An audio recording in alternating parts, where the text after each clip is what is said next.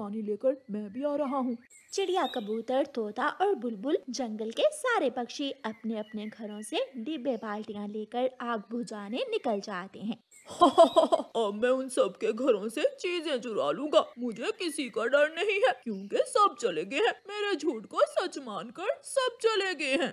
कालू कौवा रानो चिड़िया के घर जाता है और चिड़िया के घर से दाना खाने लगता है। पेट भरकर दाना खाने के बाद कालू कौवा तोते के घर जाता है। वाह, मजा आ गया। मीठा मीठा अमरूद। ये तोता न जाने ऐसे मीठे फल कहाँ से ढूंढ कर ले आता है। कौवा पक्षियों के घरों की सफाई कर रहा था और उधर पक्षी नदी से अपनी अपनी बाल्टियां पानी से भरकर जंगल की आग ढूंढ रहे थे। तोते, आग कहाँ है? मुझे तो आग कहीं भी दिखाई नहीं दे रही। वो कौवा कौवा भी तो नहीं है जो शोर मचा रहा था। अगर कहीं आग लगी होती तो धुआं जरूर उठ रहा होता। उस कौवे के बच्चे ने हमें उल्लू बनाया होगा। मेरे घर में फूलों का रस था, कहीं वो कौवा मेरा फूलों का रस न पी जाए। मेरा दाना, मेरा मेरा मीठा फल। वो सब वापस भागते हैं। भूखा कौवा सारा ही रस पी गया। मैंने बहुत मेहनत से वो रस जमा किया था। तोता बैठा रो रहा था। इस बार फिर मेरा अमरूद ले गया। वो कौवा, वो चालाक कौवा किसी न किसी तरह हमें उल्लू बनाकर हमारा भोजन खा ही जाता है। कालू कौवा उड़ता हुआ जा रहा था कि उसे एक बड़े पेड़ के नीचे एक साधु पक्षी बैठा हुआ नजर आता है। साधु पक्षी अपनी तपस्या में मगन था। कालू कौवा वहाँ जाता है और साधु पक्षी के पास पड़े दूध के प्याले में से दूध पीने लगता है। छिप छिप की आवाज सुनकर साधु उल्लू अपनी आंखें खोलता है। दुष्ट कौवे, बुरे कौवे, तुमने मेरी तपस्या में खलल डाला। मैं तुम्हें शराब देता हूँ। मैं शराब देता हूँ कि तुम जिस चीज को भी पंख लगाओगे वो चीज पत्थर की हो जाएगी। ये कोई शराब नहीं, वरदान है। मुझे वरदान मिल गया। अब मैं कुछ भी कर सकता हूँ। कौवा खुशी खुशी वहाँ से चला जाता है। तुझे जल्दी ही मालूम पड़ जाएगा कि ये वरदान नहीं, शराब है।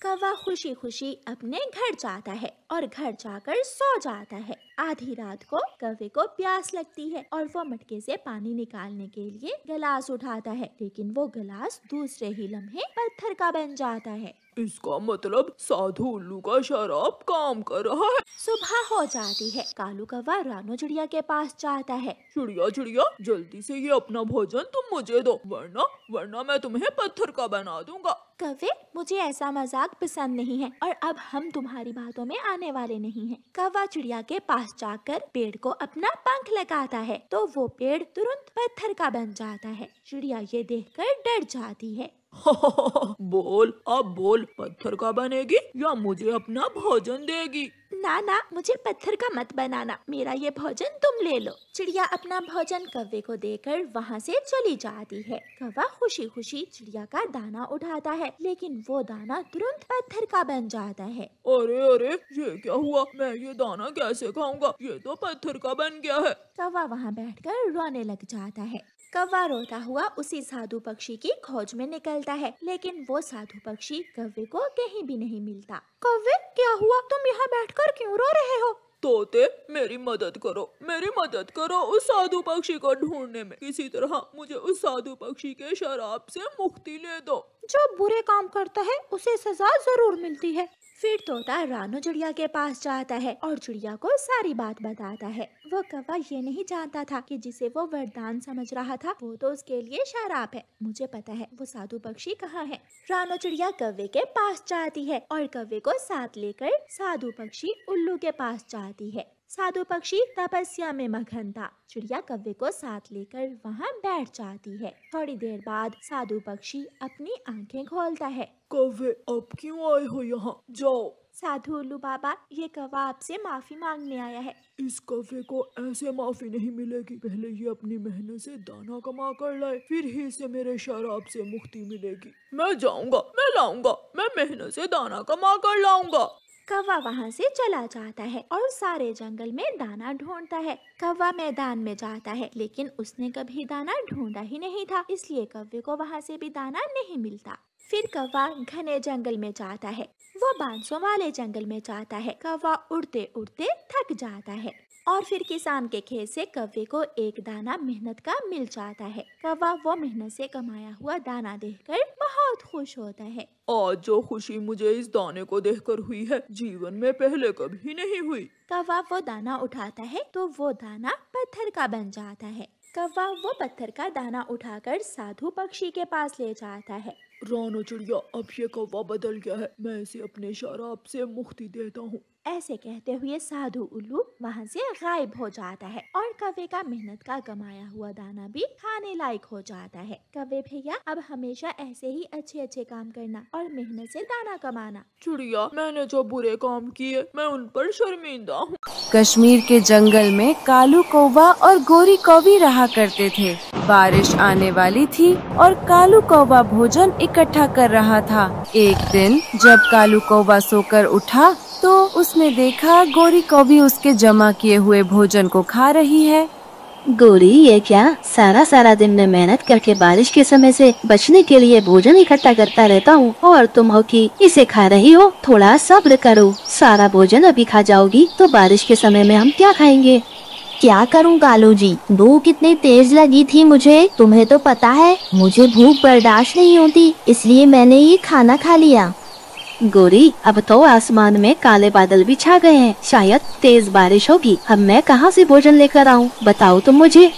कालू जी, आप चिंता क्यों करते हो, वो लाडो चिड़िया है ना, वही हमारे भोजन का इंतजाम करेगी हमारे लिए। गोरी, तुम होश में तो हो ना? वो लाडो चिड़िया हमें अपना भोजन क्यों देगी? क्या उसे पागल कुत्ते ने काटा है जो वो ऐसा करेगी? पति देव जी देगी, वो लाडो चिड़िया खुद अपने हाथों से अपना भोजन हमें देगी। मैंने सुना है लाडो चिड़िया ने काफी भोजन इकट्ठा किया हुआ है। मैं बताती हूँ क्या करना है आपको। कालू जी, हम लाडो चिड़िया का घर तोड़ देंगे, फिर वो बेघर हो जाएगी। उसके बाद हम उस लाडो चिड़िया को अपने घर में रख लेंगे। अरे इससे क्या होगा गोरी? अरे मेरे बुद्धू पति, वो लाडो चिड़िया अपने साथ साथ इकट्ठा किया हुआ सारा भोजन भी लेकर आएगी हमारे घर, फिर हम उसका सारा भोजन छीन लेंगे। गौरी कौवी का ये प्लान सुनकर कालू कौवा बहुत खुश होता है और उससे कहता है, गोरी, मानना पड़ेगा, क्या प्लान है? तुम्हारे दिमाग का तो कोई जवाब नहीं। फिर अपने प्लान के मुताबिक कालू कौवा और गौरी कौवी लाडो चिड़िया के घर के पास वाले पेड़ पर छिपकर बैठ जाते हैं और लाडो चिड़िया के घर से बाहर जाने का इंतजार करने लगते हैं। फिर तभी लाडो चिड़िया अपनी बेटी के साथ बाहर आती है। बिटिया, हमने भोजन तो कर लिया है, अब चलो चलकर नदी से पानी पीकर आते हैं। बारिश के आने से पहले हमें घर भी लौटना होगा। आकाश में काले काले बादल छाए हुए हैं, ऐसा लगता है तेज बारिश होने वाली है। चलो बेटा, जल्दी चलो। फिर लाडो चिड़िया अपनी बेटी को लेकर नदी पर पानी पीने चली जाती है। कालू कौवा और गोरी कौवी तो इसी मौके की तलाश में थे। उन दोनों माँ बेटी के जाते ही गोरी अपने पति कालू से कहती है, कालू, तोड़ दो इस लाडो चिड़िया का घर। फिर कालू कौवे ने हथौड़ा मार मार कर लाडो चिड़िया का घर तोड़ दिया। तभी बारिश भी शुरू हो जाती है। कालू, चलो चलकर जल्दी से छिप जाते हैं, लाडो चिड़िया भी आने ही वाली होगी। अगर उसने हमें यहाँ देख लिया तो सारा प्लान हमारा चौपट हो जाएगा। ये कहकर वो दोनों छिप जाते हैं। तभी लाडो चिड़िया नदी से वापस लौट आती है। वो अपना टूटा हुआ घर देखकर रोने लगती है। हमारा घर कैसे टूट गया? अभी तो ठीक था और इतना तेज तूफान भी नहीं आया। अब हम क्या करेंगे? बारिश भी बहुत तेज हो रही है। तभी गोरी और कालू भी वहाँ आ जाते हैं और अपना नाटक शुरू कर देते हैं। अरे चिड़िया बहन, ये सब क्या हुआ? अचानक आपका घर कैसे टूट गया? और बारिश भी कितनी तेज हो रही है, अब आप कहाँ रहेंगी? हाँ चिड़िया बहन, गोरी ठीक कह रही है, इतनी जल्दी आपका नया घर भी तो नहीं बन सकता। ऐसा करो, तुम अपनी बेटी के साथ हमारे घर चलो। ज्यादा मत सोचो चिड़िया बहन, जल्दी करो। लाडो चिड़िया, तुम्हारा भोजन भी भीग रहा है, हमारे घर में बहुत जगह है, तुम और तुम्हारी बेटी आराम से रह सकती हो। लाडो चिड़िया को गोरी और कालू की बात सही लगी। वो अपना इकट्ठा किया हुआ भोजन लेकर उनके घर आ गई। तभी कालू कौवा अपना नाटक शुरू करता है। चलो गोरी, हमें भोजन ढूंढने भी जाना है। बाहर बहुत तेज बारिश हो रही है, हमारे पास तो भोजन भी नहीं है जो हम इस बारिश में खा सकते हैं। हाँ कालू जी, आप बिल्कुल सही कह रहे हैं, चलो जल्दी से चलते हैं। लाडो चिड़िया, तुम अंदर से दरवाजा बंद कर लो, हम भोजन ढूंढने जा रहे हैं। अरे कालू जी, मुझे तो भूख की वजह से चक्कर आ रहे हैं, मुझसे तो उड़ा भी नहीं जाएगा, अब हम क्या करेंगे? ये सब देखकर लाडो चिड़िया का दिल पिघल जाता है। वो उनसे कहती है, गौरी बहन, कालू भैया, मेरे पास काफी सारा भोजन जमा है, आप इसे खा लें। आपने भी तो मेरी बहुत मदद की है, इसके बदले मैं आपके लिए इतना तो कर ही सकती हूँ। ये सुनकर गोरी और कालू भोजन पर टूट पड़े और थोड़ी ही देर में काफी सारा भोजन खा गए। अगले दिन भी बारिश नहीं रुकी। तब लाडो अपनी बेटी से कहती है, बेटा, बहुत थोड़ा भोजन बचा है हमारे पास। कल कालू और गौरी ने आधे से ज्यादा भोजन खा लिया और अभी बारिश थोड़ी धीमी है। मैं अभी कुछ भोजन लेकर आती हूँ, फिर आराम से बैठकर हम दोनों एक साथ भोजन करेंगे। ये कहकर लाडो चिड़िया भोजन की तलाश में चली जाती है। तभी गौरी कौवी वहाँ आती है।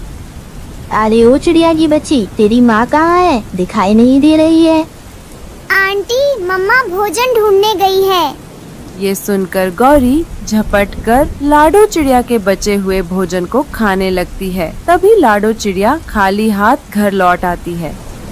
यह क्या गौरी बहन, आपने तो सारा भोजन खत्म कर दिया। मैं और मेरी बच्ची क्या खाएंगे? तेज बारिश में कहीं भोजन भी नहीं मिल रहा है।